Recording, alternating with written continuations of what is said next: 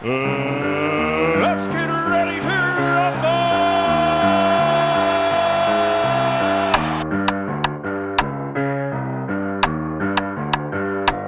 Welcome back, Chasers and Chasettes, to the third episode, the third rendition, the third take of Keeping It Real. It's your host, Rundown Keem, and I want to welcome you and thank you for tuning in to Keeping It Real. On today's episode, we're going to be discussing incarceration in Black communities. When I say Black, I of course mean African American or a human group of sub-Saharan African ancestry. In other words, Black folk. The topics that we will be covering today is how does incarceration affect the Black community? What is a conviction? What is a wrongful conviction? I will go into detail on some of the most famous wrongfully convicted Black cases in the United States of America. And also, Bag Chasers and Chasettes, for the very first time on Keeping It Real, we will have a very special guest on the show to help us deep dive into wrongfully convicted men or Black men in the United States of America. So grab your snacks, grab your popcorn, whatever you like to indulge in. Sit tight, because today's episode is definitely one for the history books. Without further ado, let's dive straight into incarceration in the Black communities. I want to start with, how does incarceration affect the Black community? And I personally believe that it takes away our sons, it takes away our brothers, it takes away our uncles, our cousins, and most importantly, it takes away our fathers. It affects our children by taking away dads or even maybe a father figure. And it leaves mothers helpless and unfortunately. Single mothers are huge in Black communities due to the father being incarcerated. And with these points being made, I want to point out the fact that more than 1.1 million African American men are in prison in the United States, and about 500,000 of these men are in fact fathers. More than 37% of people in prison are Black, even though only 13% of the general population of the United States are Black Americans. Also, Black Americans are more likely to be arrested, serve life sentences, and be on probation or parole than white Americans. Which, Bag Chasers and Chasettes, brings me to my next point. What is a conviction? A conviction is a formal declaration that someone is guilty made by the verdict of a jury or a judge in the court of law. Simply put, it's a strong belief or opinion, which might I add is fucking crazy, especially now, seeing how the very first crime was recorded at 430,000 years ago. Laws were initially made by the 22nd century BC at approximately 1760 BC. This was when King Hammurabi developed the Babylonian law. And even though the criminal justice system has evolved over time with the recent shift to focusing on rehabilitation and preparing offenders for life after release, 37% of Black Americans are still incarcerated. Which brings me to my next point. What the fuck is a wrongful conviction? A wrongful conviction is when a factually innocent person is convicted of a crime they did not commit, which means you don't have any factual basis. You can't prove that I did this. You didn't see me do this. You don't have evidence that I did this shit. You're just saying, wrong place, wrong time. He fits the fucking description. He fits the fucking profile. It was him. He did it, right? Which now brings me to my first ever wrongfully convicted Black case. Now, Bag Chasers and Chasettes, I did a little bit of research on this case. I won't go too much into detail, but I'm going to do the important parts of this case for, of course, this segment, this show for you all. Okay, so from my research, turned up the very first ever wrongfully convicted Black case was the Scottsboro Boys from Alabama. This case is dated back to 1931. This is a case that stated 9 Black male teenagers raped 2 white women. The case consisted of a lynch mob before, okay, let me say that, before the teens were indicted. If you don't know what indicted means that they were formally charged with a crime. Okay, so a lynch mob was formed before these 9 Black teenagers, male teenagers, were even indicted in the first place. So before we could even draw up actual legal charges against you, we already decided as we the people, you guys are guilty, you raped these 2 white women, so we're gonna make a lynch mob. Okay, the case consisted of all white jurors. Okay, there were rush trials and there were disruptive mobs throughout the entire trial. Okay, This case alone was cited as an example of legal injustice in the United States legal justice system. Okay, so a little bit of background on the Scottsboro boys. Okay, in 1937, Alabama dropped all of the charges. Okay, remember, 9 black men were accused of raping 2 white women in 1931. In 1937, Alabama dropped all of the charges, only for 4 of the 9 black men. 5 of the other black men were given sentences from 20 years to life in prison. Okay? 20 years to life in prison for a crime that you didn't commit. Out of the 9 of us, only 4 of us were freed and released. The rest of us, so be it. Okay? Now, 4 of these 5 that were sentenced to those 20 to life sentences, they were paroled between 1943 and 1950. Okay? And then the last one that, outstood, he escaped prison actually in 1948. So it took them how long, Chasers and Chasettes? This originally happened in 1931. In 1937, 4 of them the charges were dropped. Okay? Between 1943 and 1950, the other 4 were released. They were freed. Okay? And even though Chasers and Chasettes, that they were freed, the false accusations derailed their lives. And some of them, not all of them, but some of them suffered lifelong consequences. For example, one that I will bring up, Ozzie Powell. Okay? Ozzie Powell was shot in the face by a deputy in prison, which left him permanently disabled. Now, I want to pause here for a second. Okay?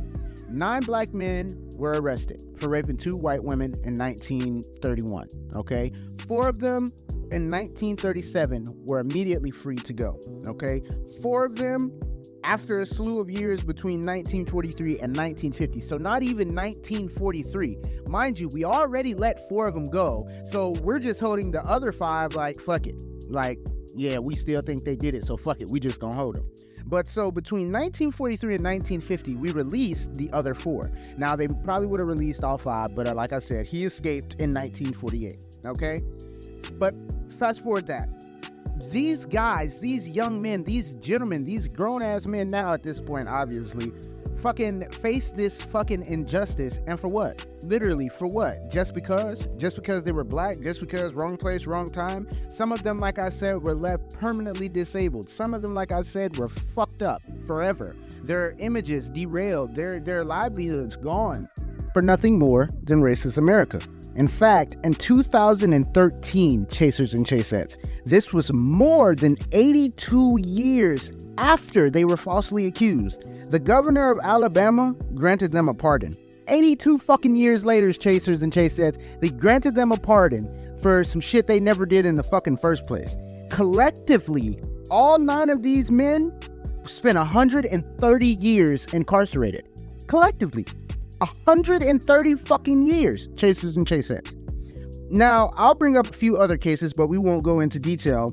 The Scottsboro boys, they were just one of many. We have many others like Ronnie Long back in 1976, the Central Park 5 back in 1989, just to name a few. You know what I'm saying? That is to show you guys, that is to explain to you guys, to get you to understand and to grasp that this criminal justice system racism has been going on for many, many, many, many years, and it's literally has to stop. Nothing is being done about it. We as the people are the people with the voice, and we as the people have the power to do something about this criminal justice racism. And if we stand by and do nothing, then nothing will change. All we can do is complain about it, but not help fix the problem. Instead of complaining, use your voice for good. Use your voice because you will be heard, and do something about the actual fucking problem. But without further ado, keeping it real, without further ado, Chasers and Chasettes, I would like for you guys to please put your hands together. Please give me a very, very warm welcome, as I would like to welcome our very first ever guest here on Keeping It Real. I would like to welcome Kobe Horton, ladies and gentlemen. Kobe Horton.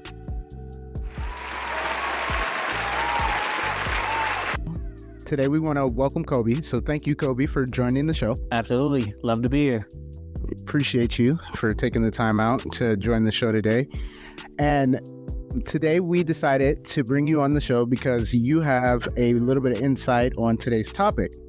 And Back Chasers and Chasettes, for those that don't know, Mr. Horton here has had firsthand experience with this topic, seeing how his own father was wrongfully convicted in America. So, Kobe, if you will, we have a couple of questions that I'd like to ask you about this subject, and we'd ask for your honesty today, of course. So, how old were you when it happened? Like, how old were you when your father went through this? I believe I was 4 years old, somewhere around there, 4 or 5. I don't remember obviously exactly because I was so young, but I'd say 4 years old to be safe. Wow, 4. Wow. And I know that must have been. So how did you feel when all this happened? I mean, being so young and possibly not knowing what was going on, just knowing that your father was being taken away from you, like how could you possibly remember how you felt? I definitely do. That's something that stays on my mind as long as everything else. Being very young and it happening to you at a young age, I wasn't obviously there when it happened because of how it happened, but I do remember asking my mother continuously, like, where my father is, and her trying her best to come up with, some alternative, because you can't tell a child that at that young of an age, right? So definitely a lot of curiosity on where my father was and just not accepting what my mother had told me at that time. So you kind of felt like your mother was being kind of dishonest with you and what she was telling you? Yes, definitely. That makes sense.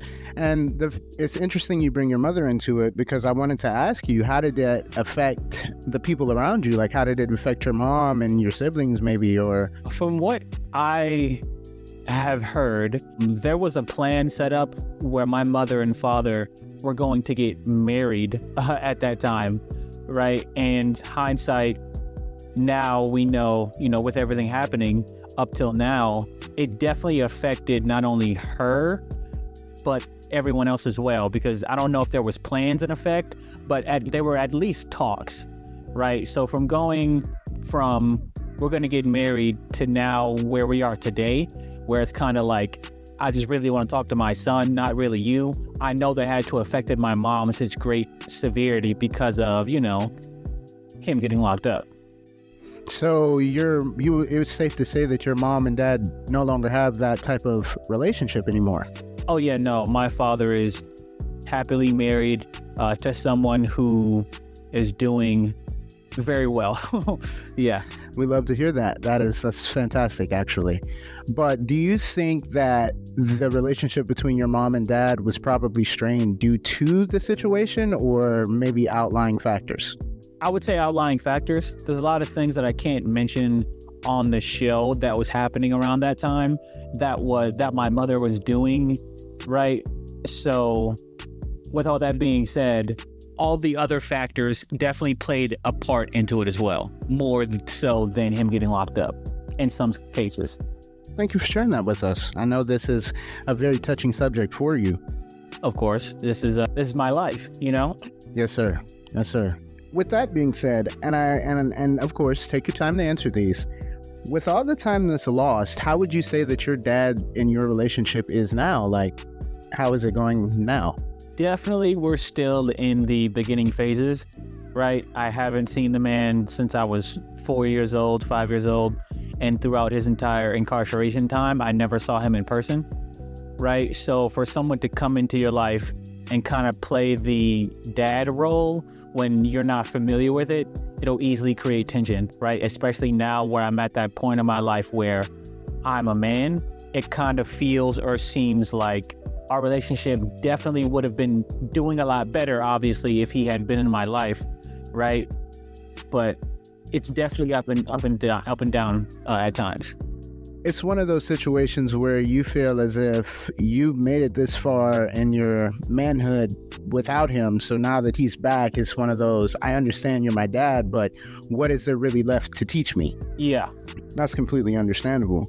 Were you in contact with your father at all during his incarceration?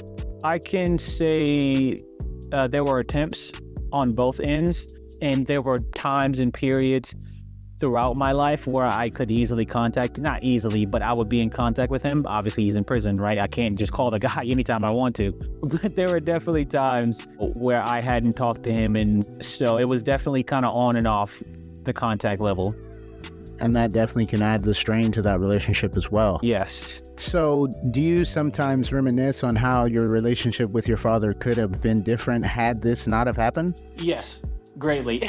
Like, definitely, I reminisce on that a lot. There's a lot of things and moments in my life where if I had a male figure, not necessarily just him, but the lack of a male figure overall, definitely could have changed the outcome and changed how I ended up in the situations that I was in at that time or place I was in at that time. So what possibly do you think would have been different had you had that male figure at that time?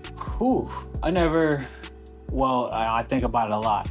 Let me get a little deeper here, dig a little deeper here. One of the things that I struggle with mentally is my heart condition and how it limited me from being able to achieve who I want to be in any scenario, right? And I definitely beat myself up about that.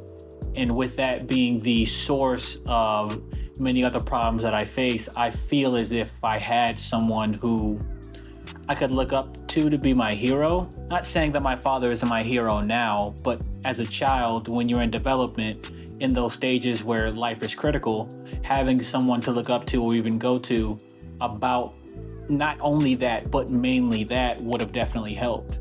I had to deal with a lot of things by myself. And in an environment, you're in the hood surrounded by people who don't care about their lives and don't want to be anything. If you're the only person that cares about you and you're doing bad caring about yourself, you're going to end up in situations that aren't favorable to you. And I definitely ended up in a lot of those. Do you hold resentment towards your father for not being there during your development years? I hold resentment towards him, not for not being there. That's something else, which if you want to, we can get into. Please, yes, explain. That's what we're here for on Keeping It Real. Well, let's keep it real. The only thing I can say I hold resentment for is before I was born, there were talks. My father says talks, and obviously, right, I know more, and I haven't spoken with him deeply about this, but he says there were talks about the child not being brought into this world. And there were disagreements that I have heard got physical about whether a child was going to be brought into this world because of where my father was at that time. And I definitely feel or have felt, not necessarily that, but I've definitely seen things that because I know that, right? It definitely makes me feel like the redheaded stepchild, for lack of better words. Like I see him and my sister, who she was able to see him, because she lived up here. She was able to communicate with him constantly. She stayed in communication with him and was in close proximity, right? Their relationship is stronger than his and mine.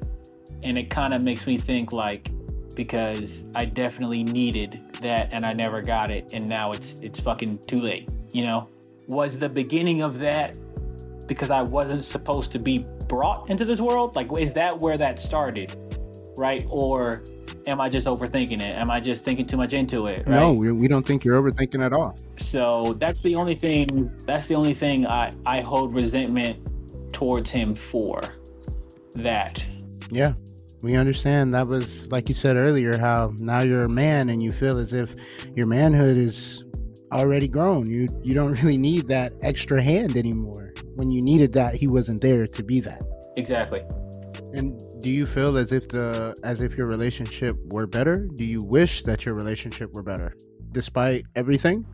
All I've ever wanted since I was a child was to have a family, and I think our relationship can definitely be better. Yes, sir. That's very deep. And we do appreciate you for sharing that with us. Of course, man. I'm just keeping it real. So, Kobe, I wanted to ask you, how do you think your dad adapted to his freedom? How is he adapting? He definitely talks with me a lot about how it has been difficult for him, right? You live so long in a certain way, you become accustomed to that specific way.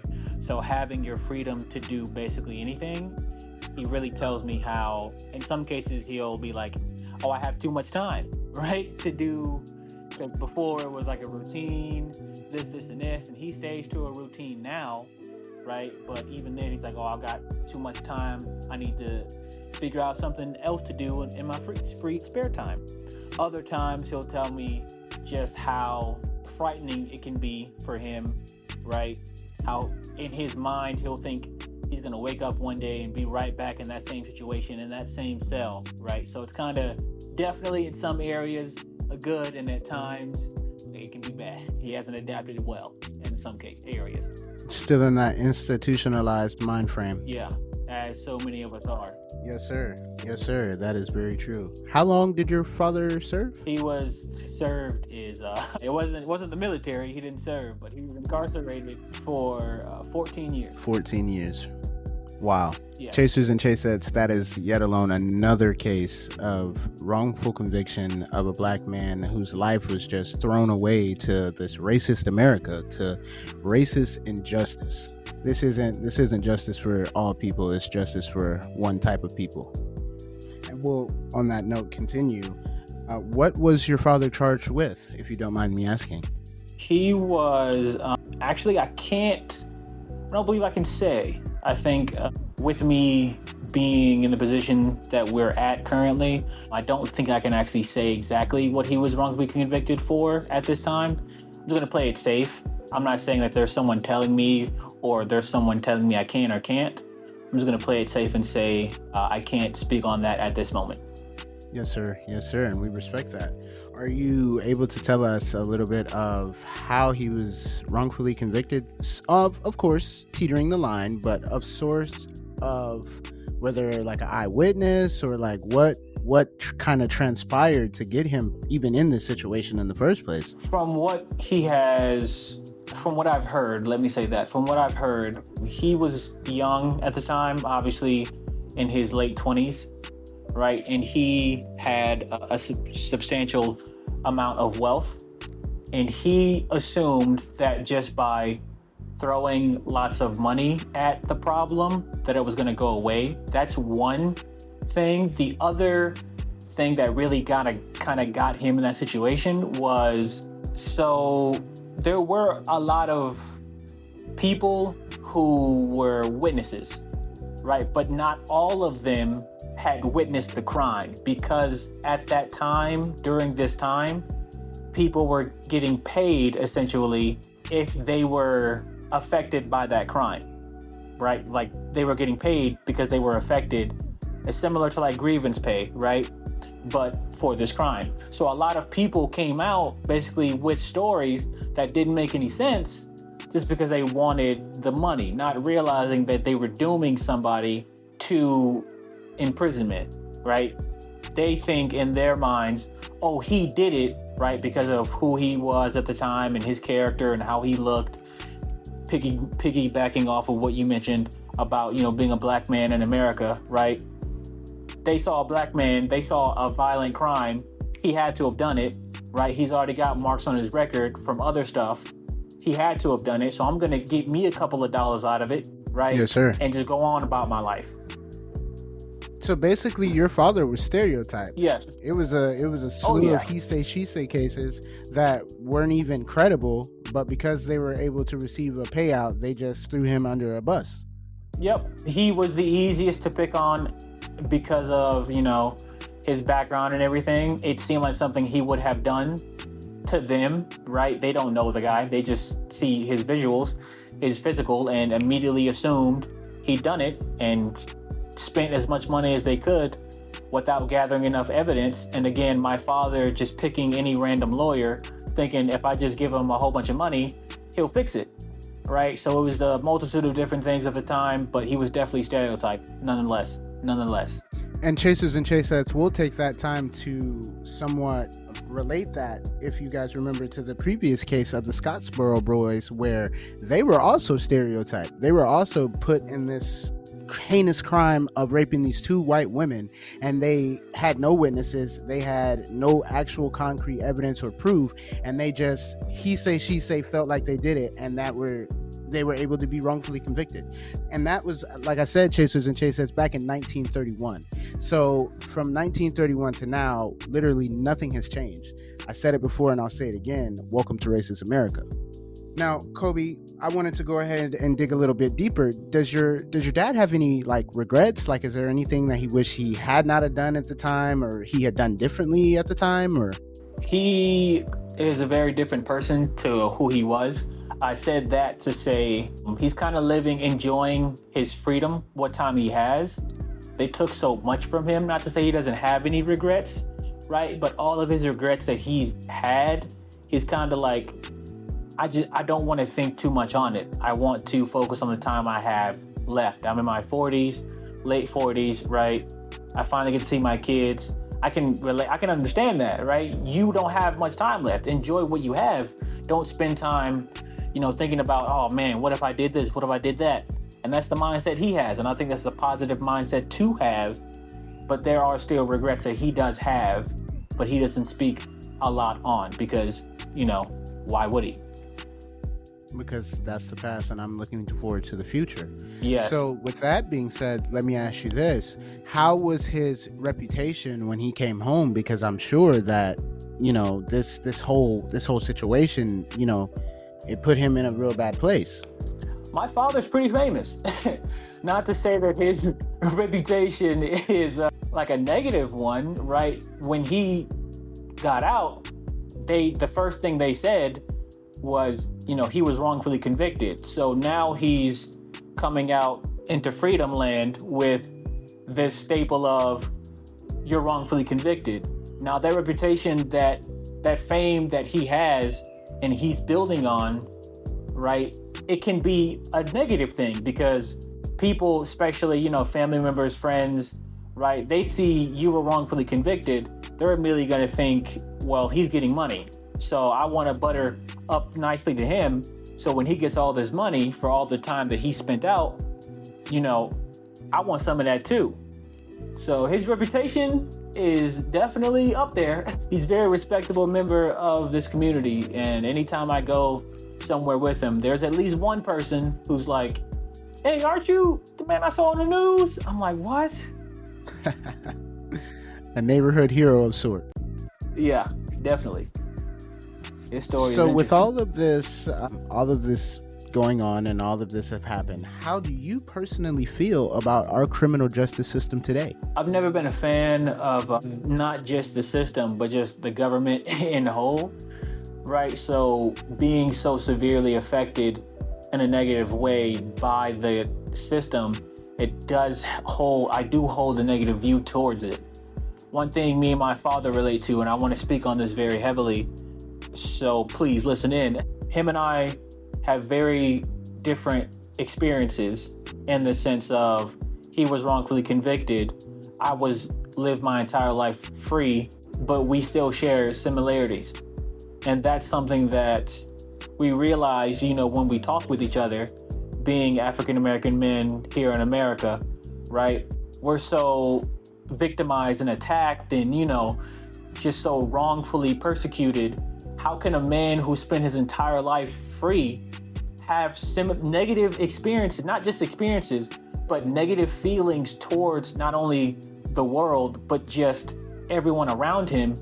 How can he relate to a man that's been in prison his entire life? Or not entire life, but for 14 years, right? That in me, that sparks concern because, just to go ahead and say it, a police car. I'm someone who's very wary of the police. My father's obviously the same way, right? Right. Anytime a police car pulls up, and he's told me this himself, he says he gets into a panic attack, essentially. Like he has a panic attack because of the experiences that he went through.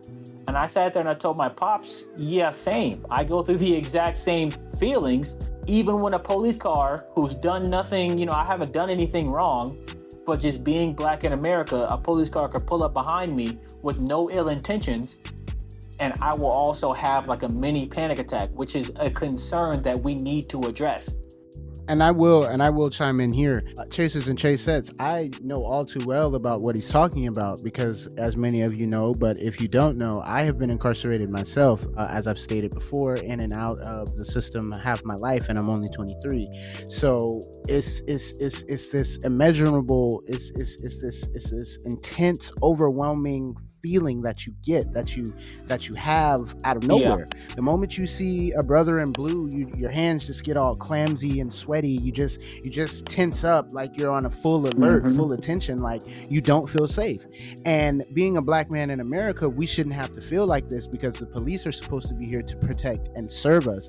But as a black man in America, you feel as if anytime a police comes around, you are no longer safe. Your life is in jeopardy. You don't know if your next move will wind you up either in a casket in a jail cell, or will you make it home to see your family tonight? So I can also attest to what you're saying as to getting this mini version of a panic attack, as I myself have post-traumatic stress disorder when it comes to police officers, because police officers have beaten me.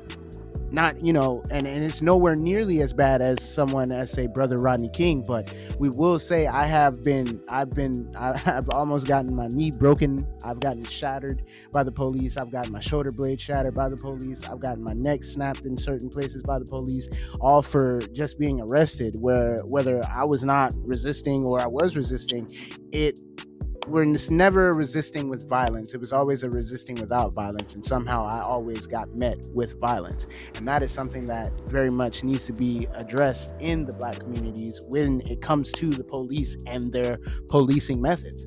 So, and Kobe, I heard you say that you had never been incarcerated. So for you to feel this panic attack as well, that is very, very, very, very scary, because you've never been inside of that cell. You've never been inside of that jungle, but yet you still fear that same fear as those that have. And that is a major problem in society. And that is a major problem with the police. Wow. Just wow.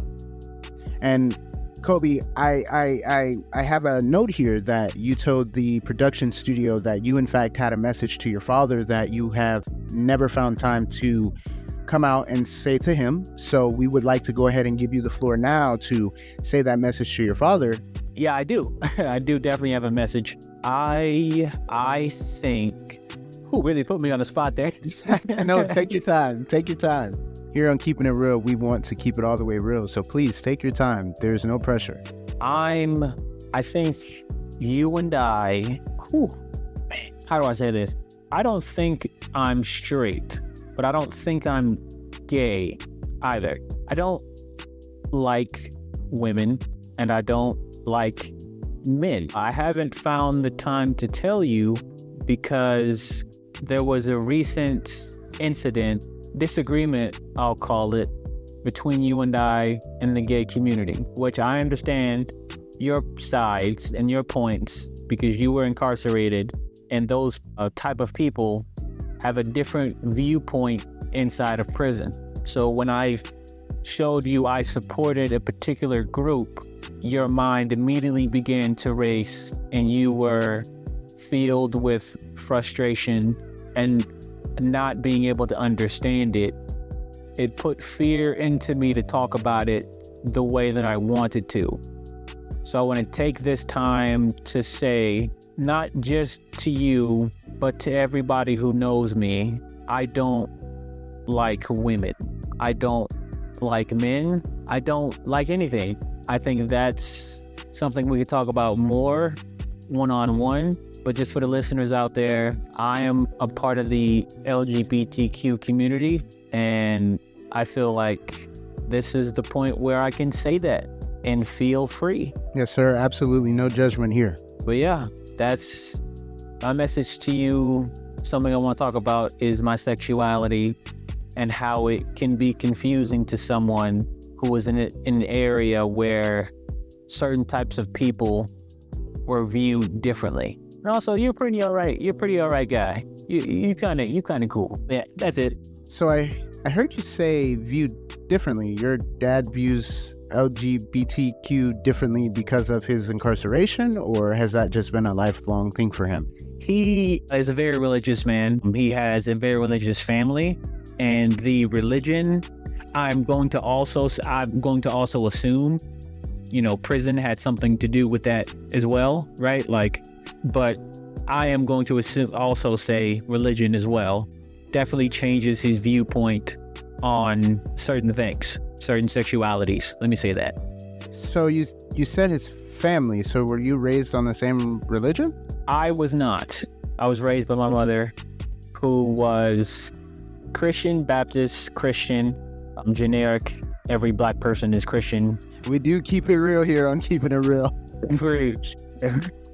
Like, you could have chosen not the point. He is a Jehovah's Witness, which is not his side of the family, but his wife's side of the family is Jehovah's Witnesses as well. Not to say like they're trying to convert me or anyone's trying to, force that upon me, but they have a certain viewpoint. I'm assuming, obviously, Christianity, they're under the umbrella of Christianity, and Christianity views gay people negatively.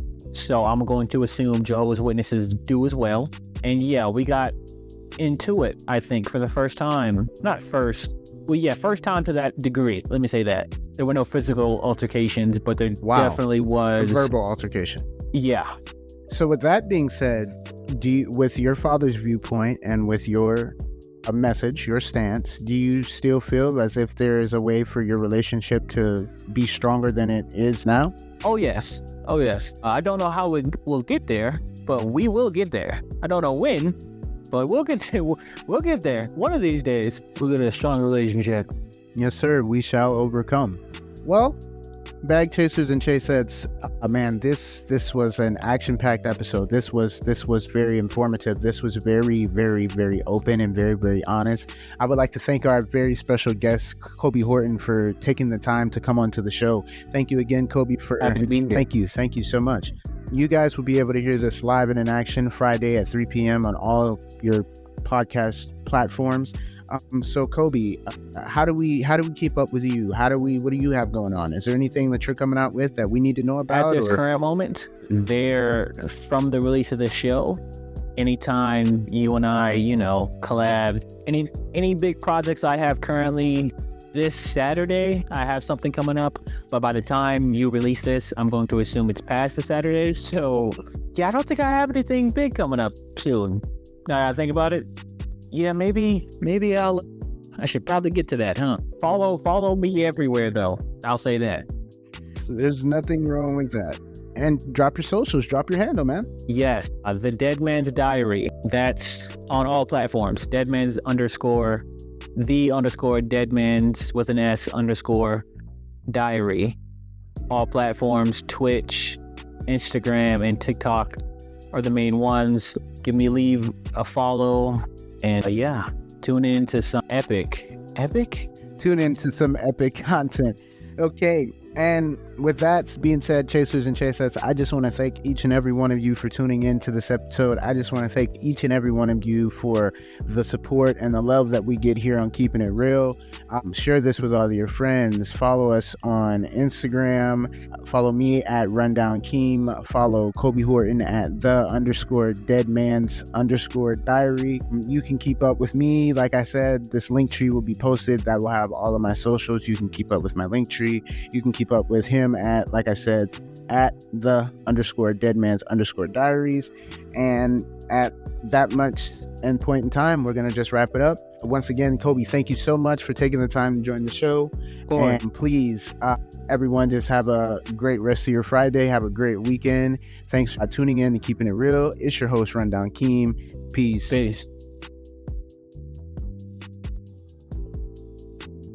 Bye-bye.